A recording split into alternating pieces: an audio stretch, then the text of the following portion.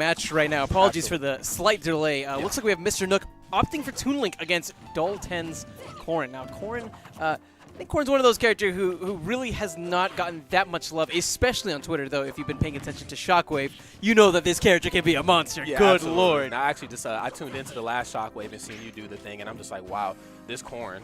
Like, I forget what the gentleman's name was, but he was fantastic. I actually got to watch him, and then I also became a fan of Mew Squared as well after that. I'm pretty sure I let you know that as well. Oh yeah, Mew Squared's a monster, and the Corrin that you're thinking about is Cosmic Cosmos. And I think one thing that he's really good is integrating that side B into his play. In particular, it's a very good spacing tool, and it's so good at controlling the ground around you while simultaneously forcing your opponent to consistently retreat.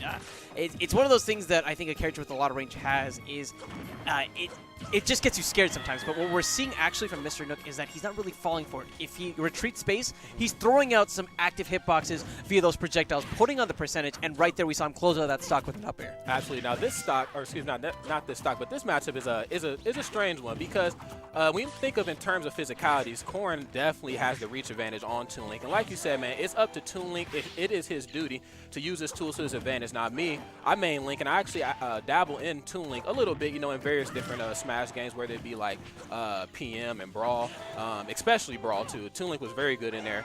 But sometimes Toon Link and Link, they get bad reps. You know, they get the rap for being spammy. They get the rap for being like very campy and evasive. But you know what though? That's what you have to do to win with these characters. Because if you do not use Link's tools, I mean, he's pretty much Ike with less range. Exactly, and that's a very important part, actually, DC. Is we talk about Corrin as a character, and the primary strength is having that great range on normals. So, well, the one thing that can beat that out, actually, is a well-placed projectile games. If you're able to out-zone an opponent, it doesn't matter how good their range on their normals are, they're always going to be beat. And that's kind of Mr. Nook's game plan. He just wants to create a little bit of separation, get some nice damage, and then when the damage is high, that's when he's going to start closing the distance and coming in with options like up airs, like we saw in the last stock.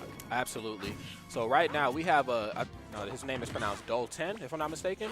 Dalton. Okay. Oh god, what if it's Dalton? Dalton. Oh god. Oh god. We just been up here butchering, but you know what though? I mean, that's the point of these out-of-state big events. You know, you get very familiar with unfamiliar top players. So I'm glad that we got him on stream today. But it looks like he's having a bit of an issue right now dealing with Toon Link actually up close, which is strange because, like I said before, in terms of physicalities, Corrin definitely has the advantage on Toon Link. But once Toon Link gets in, I mean, he has a lot of tools. I mean, we're talking bow and arrows, we're talking bomb setups. Oh my goodness, don't even get me started on that back air. That back air. Don't even get me started on that. Just well-placed aerials. And the reason why he came up close, again, came to his game plan.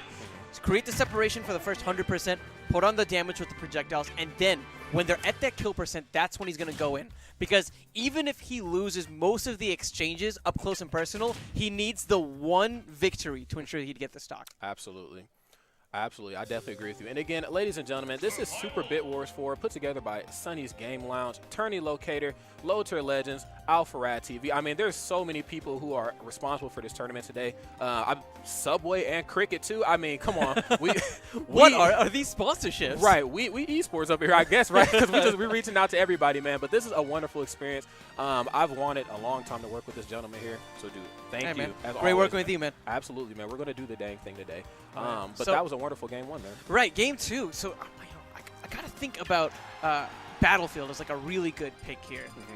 I think about Corrin as a character. Yep, Battlefield. There it is. Well, I think about Corrin as a character, and they just have so much range. And on top of that, I think the platforms might make it so that you have a little bit of different routes to maybe escape some of the projectile pressure. On top of that, if Dalton can get Mr. Nook trapped on those platforms, and that's when those long ranges on options like up airs and up tilts are really going to put in a lot of damage. Even there, notice that Nair covered almost everything, but again, it really feels like Mr. Nook is just doing a good job creating the separation and then continuing to put on a lot of pressure and a lot of damage. I definitely agree, man. Corrin is a character that can keep in the air as long as he/she wants to, and with a stage like this where she can really abuse you with she can get you up there, bait out an air dodge, maybe even throw out an up special. And then with the platform placements here, I mean, she can throw out as many as she wants, and she's safe every time because she always lands on the platforms. I definitely agree with you as well in terms of Corrin's Nair. That short hop Nair is godly, to say the absolute least. It just keeps Toon Link at bay and really makes it hard for him to get in. But that, like we said before in the last match, that is where Toon Link has to use his tools, and that is exactly what he's been doing.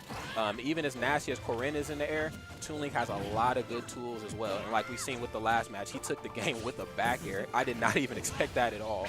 Oh yeah, plenty of options. Another thing that we're noticing from Dalton is he's throwing out too many smash attacks, I feel, right? We're not seeing enough side Bs like we would see from a player like Cosmic Cosmos. Instead, he's very smash happy. And while, as we can see, that smash has a lot of range to it as well, and some nice knockback, if you're throwing them out willy-nilly, then that's when your opponent's going to be getting some big punishes. And look at the percent, 162 to 54, and the up air is going to be resulting in the first stock being shed in game 2. Absolutely. Now, I think he's doing that because Toon Link plays a bit more of an evasive game. He kind of stays away from the opponent. And with Corinne's forward smash and side B, it has like that tipper effect similar to Marth. I'm pretty sure that's where Sakurai got the idea to give that to him from.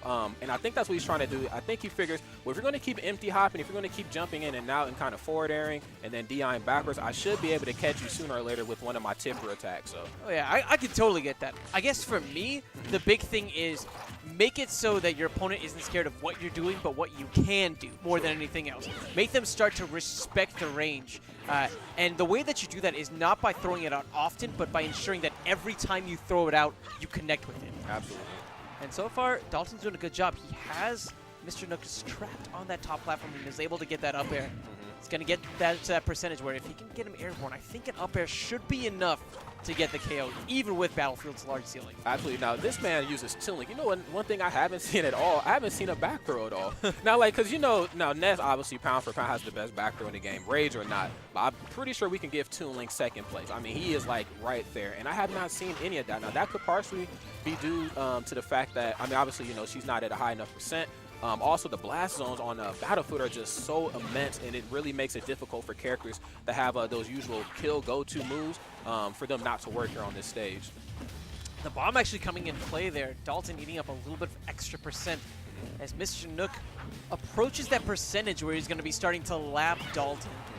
Dalton really hoping to take this stock here, and he has Mr. Nook off stage, but I feel like that had to be some kind of executional error. That, however, well-placed, well-spaced, right on the money, and that smash attack is going to make this down to 1 apiece, but such a large deficit. I'm curious to think what he needs to do to bring it back.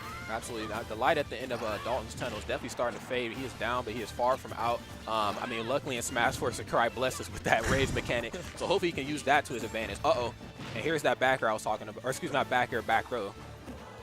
That's right, that back throw coming into play. Dalton, he seems like... We look at that game, and a big thing is to win as Corn, especially when your opponent is starting to create separation.